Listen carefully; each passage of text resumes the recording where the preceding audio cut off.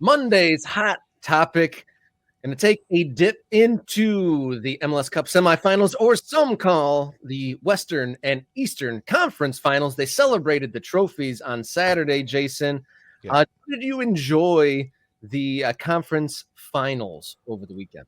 Look, I'm a sucker for playoffs. I'm a sucker for atmosphere and environment. And when you get to this level, you're going to get a full house. You're going to get people actively engaged with the game. You're going to get the supporters jumping up and down and singing their songs. And so, yeah, I enjoyed it. I don't care that there were only two goals across two games.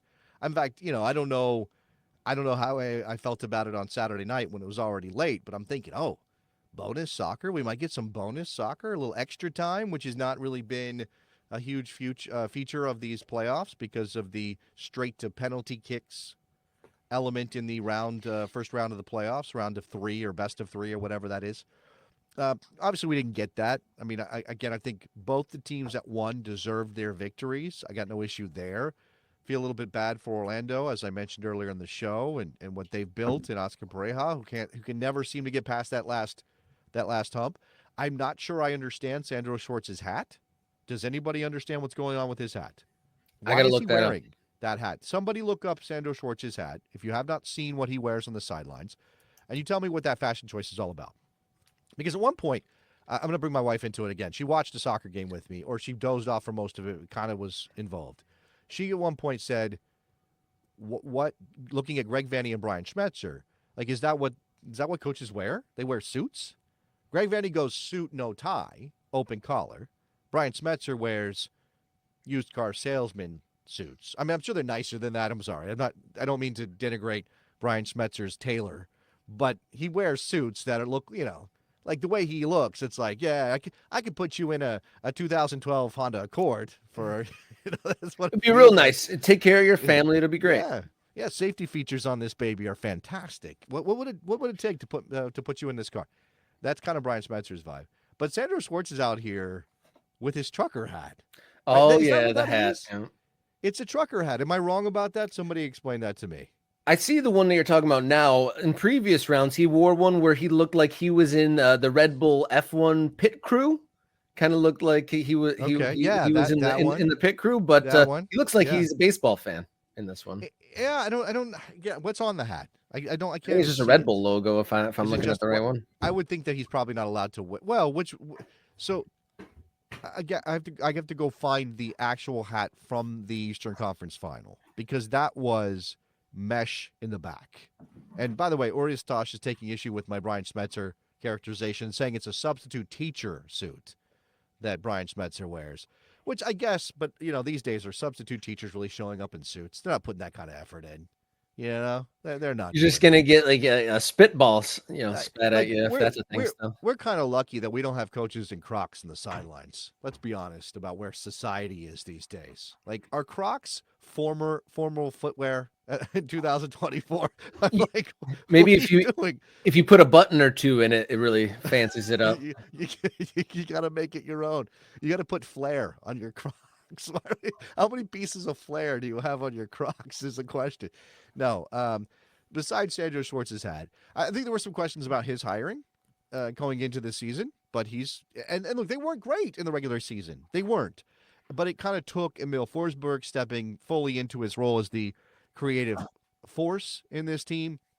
Obviously, again, they ride the Red Bull pressing wave. They may not have been as press happy under Schwartz to start. I think in the playoffs, man, you just do whatever it takes to win, and it can you ugly it up, right? I mean, even Tata Martino famously learned this lesson when he was in Atlanta. His first season, they got bounced by the Crew in the playoffs, trying to play more expansive, swashbuckling soccer, and in year two, when he won his title in Atlanta, Tata was like, nope, okay, I see what this is. I see how this works. It's knockout football. This is how you win. And the Red Bulls are built to do that. Now, their margins are small enough in terms of scoring goals that there is a lot of luck involved in getting them here. And shout out to a friend of the show, Mark Fishkin. I don't even know he knows if we exist yet. But shout out to Mark Fishkin, who I've known forever, who said on Blue Sky, like, this is about luck. The MLS Cup playoffs are very much about luck. Now, last year we had, remember, a 4 seed win the title, but they were playing this soccer that we were all entranced by. We're all enchanted by what Columbus was doing. So we're like, oh, they're such a great team. They were fourth place in the conference over the course of the season, if I'm remembering my standings correctly. So it's, again, there's this thing about the balance between who is great and who plays the best soccer and who wins in the playoffs. And those things don't always match up. In fact, they kind of very rarely match up in MLS. And this final is kind of an example of that. The Galaxy missed out on the top seed in the West on the final day when they had that issue in Houston. But they were very good all year long. Now they've lost their best player in Riqui Puig. They have weapons. If you can figure out how to get Pencil and Peck isolated, and we know Joveljic can score, then they can still win this game. And they can still make it really tough on the Red Bulls when it comes to defending. But you just took the best player off the board for LA, and that makes it a fascinating situation. Before we move on from the Eastern Conference final, Andres Reyes with the only goal of the game. Do you think that free kick was intentional? Because it banked in off the inside of the post. Was that an intentional direct action, you think? Oh, I think John Tolkien put the ball exactly where he wanted to put it. I think he put it in a place where it was going to make it really hard on Gallese to decide whether to come for it. You can't, right? You as a goalkeeper, you cannot be on that back post because you leave the front post open. You've got to be splitting the difference. You got to be watching for any contingency.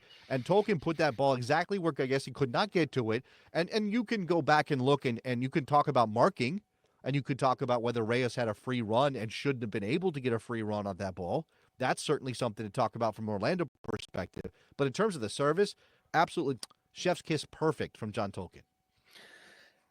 In the Western Conference final, another 1-0 decision.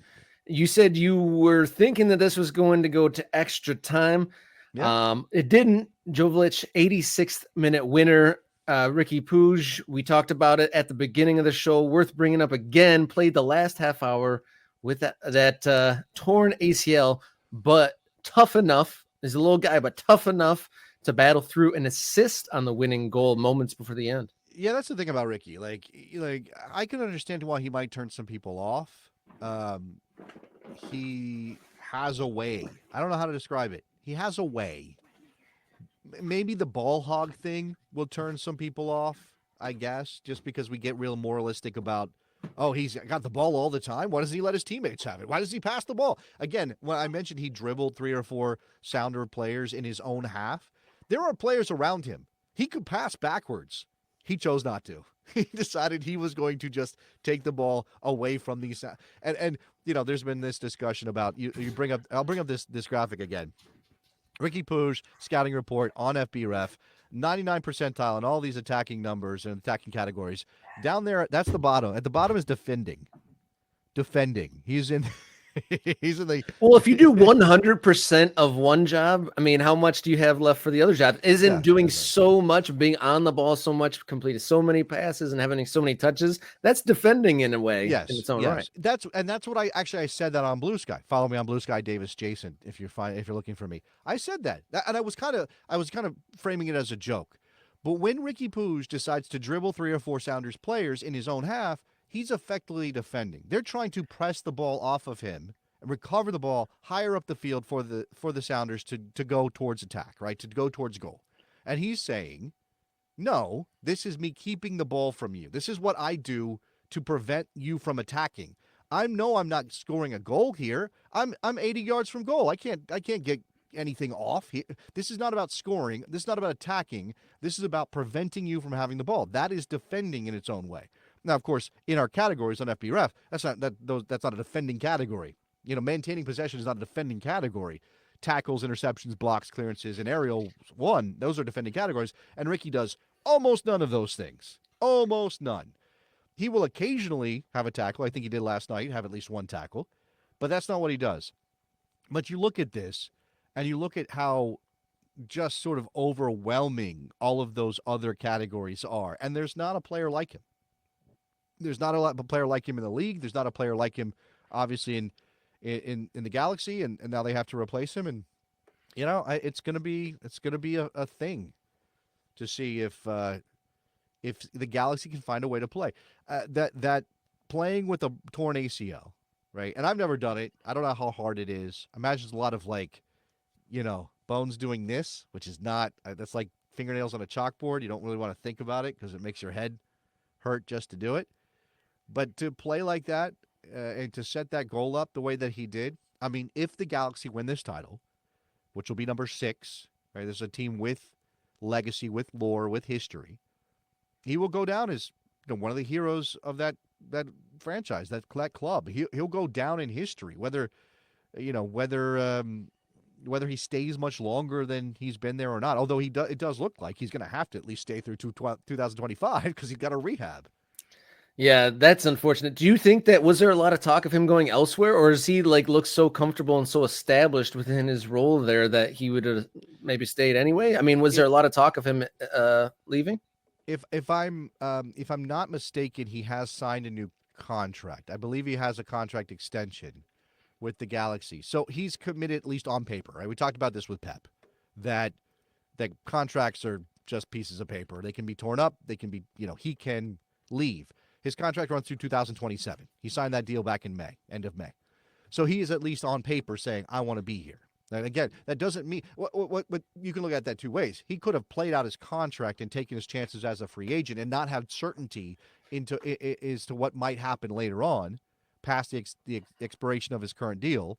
Or he's saying to the Galaxy, you helped me because he was in the wilderness a little bit, right? He comes out of Barca Bay. They don't have a place for him in that Barca team. He's not convincing people he can play at that level.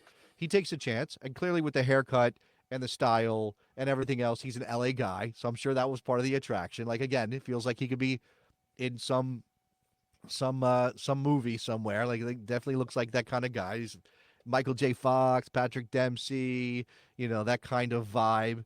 Maybe LA's a big deal for him, but I think there was a sense that he would raise his reputation in LA and then probably go back to Europe and try something there. Because if you come out of the Barcelona academy, come out of La Masia, you don't want to be sticking it out in MLS for years and years and years. You want to test yourself. So, there was some talk of it. He signed a deal. We'll see. Now he's got a rehab next year, and the Galaxy have to figure out how to deal with life without him.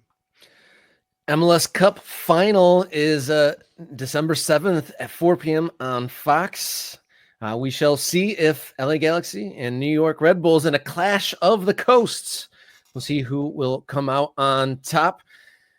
Be sure to follow us on X, Instagram, and Blue Sky. We got all those social medias covered. Follow us along. Follow the conversation. Join the MK Ultra movement.